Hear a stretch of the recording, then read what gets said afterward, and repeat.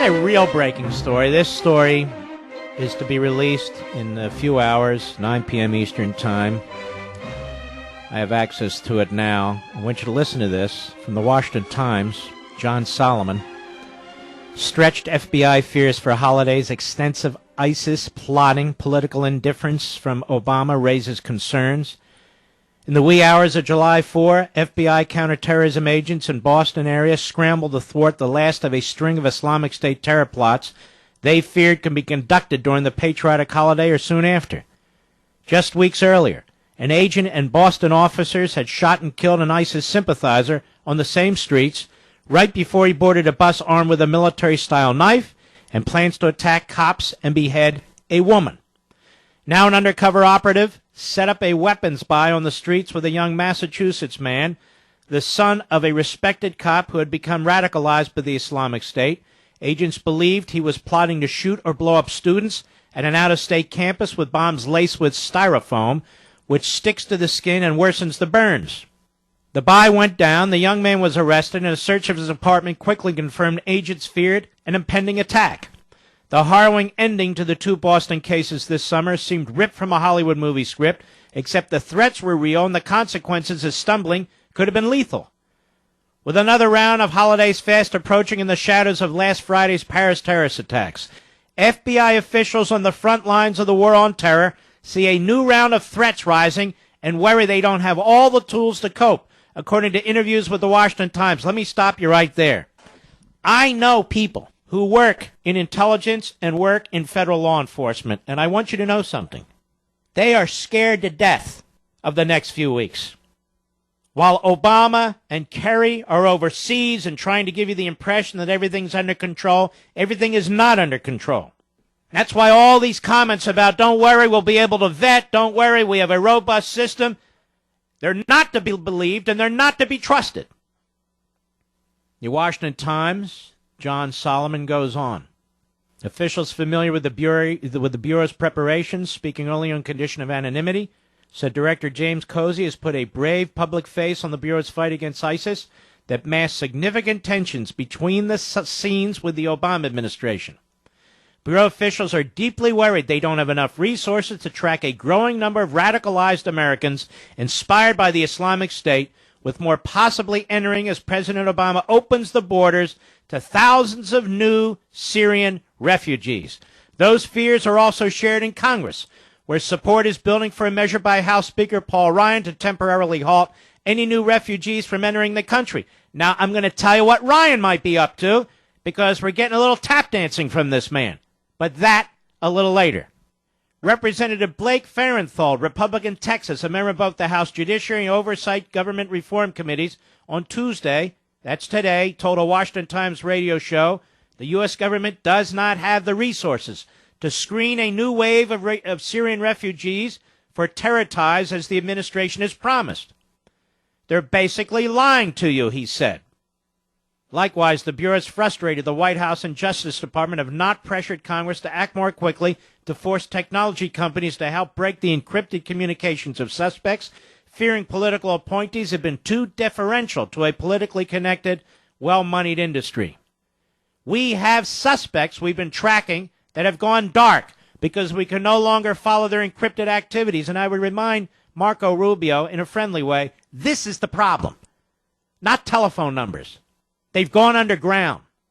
Physical surveillance can only take us so far, and the urgency to solve that gap in the political realm isn't there, the official said, again, speaking only on condition of anonymity because he wasn't authorized to speak to the news media. Added another official, the administration has a calming public storyline that we have this all under control and life can go on as normal.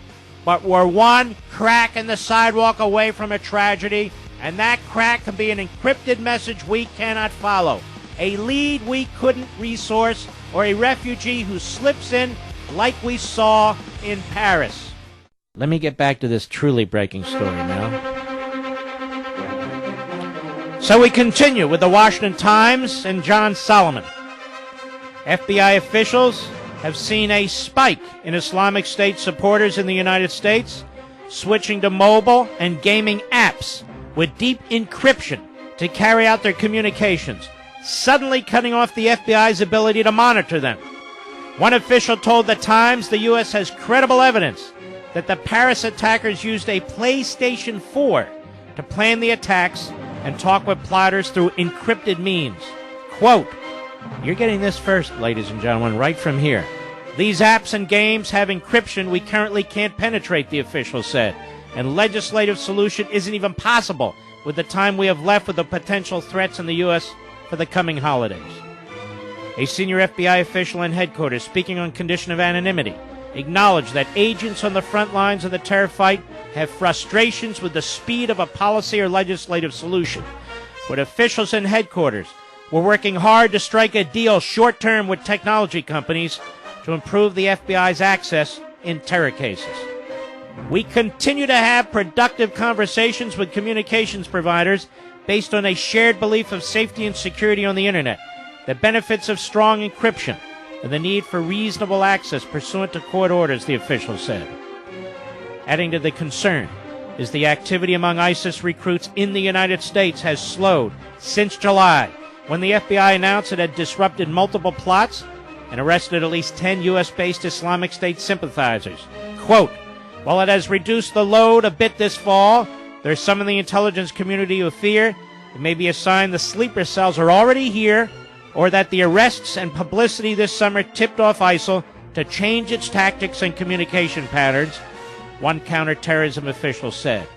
Mr. Comey, the FBI director, who conducted a classified briefing on Tuesday evening with House members, has been candid in his open testimonies with Congress about the concerns with encryption and the lack of resources for vetting a wave of new refugees.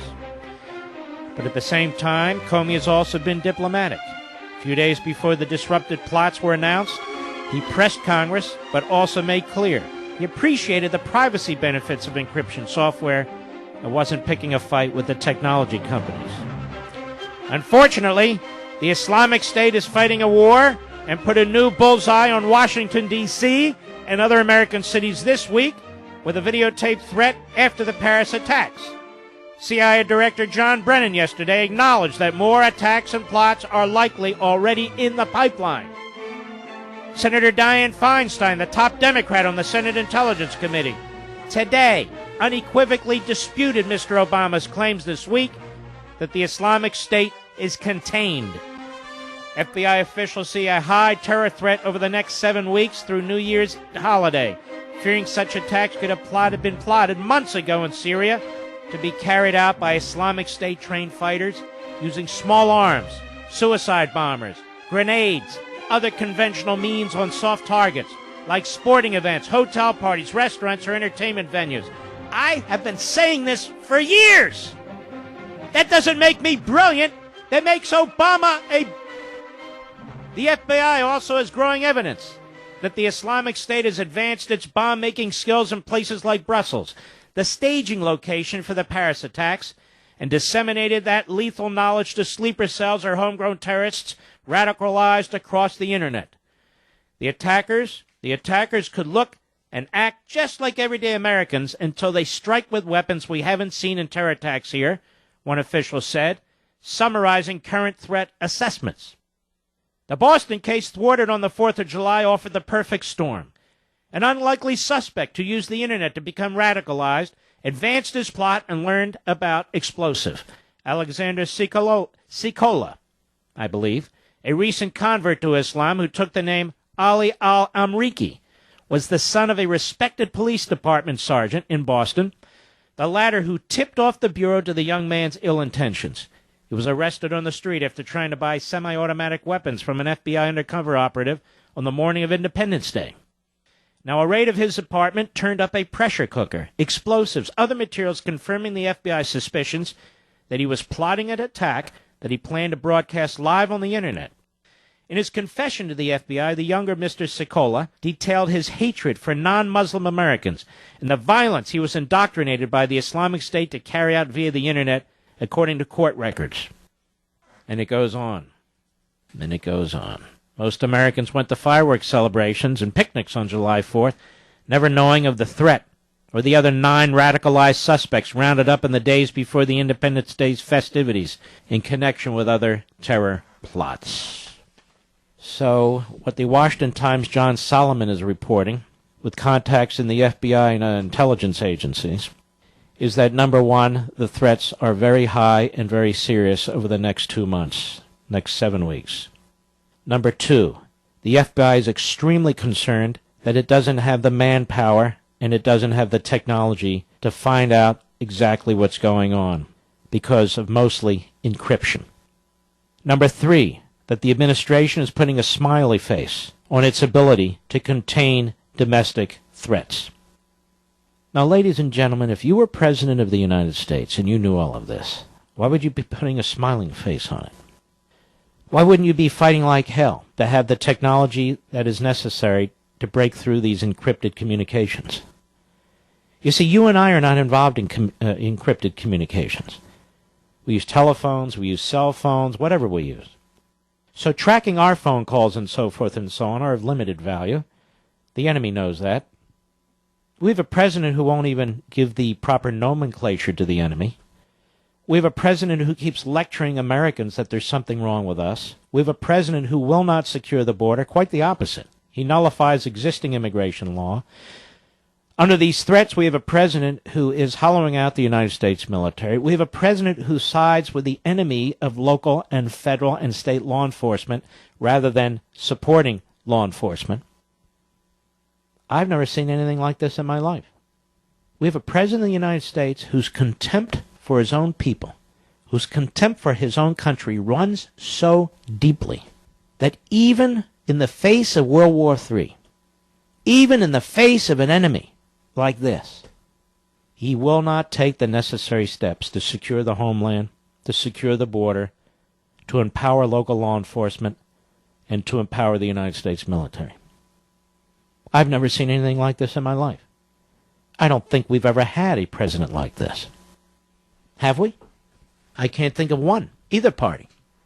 As a matter of fact, I can't think of a Democrat party that's been like this Democrat party, which goose steps behind this president. A president, if he wants a deal with the Islamo-Nazis in Tehran, giving them $100 to $150 billion to fund terrorism and build up their military, they agree with him. If turn the other cheek, we look away from them violating the limits on what they're able to do as they have violated them throughout. So in other words, they are building nukes. Never seen anything like this. Ever. Did you ever think that the president of France, a socialist, would sound stronger when it comes to national security and going to war and taking out an enemy than the president of the United States? You know, the dead giveaway with this guy, and there were many, but one of the big ones was when he had Winston Churchill's bust removed from the Oval Office and sent back to Britain.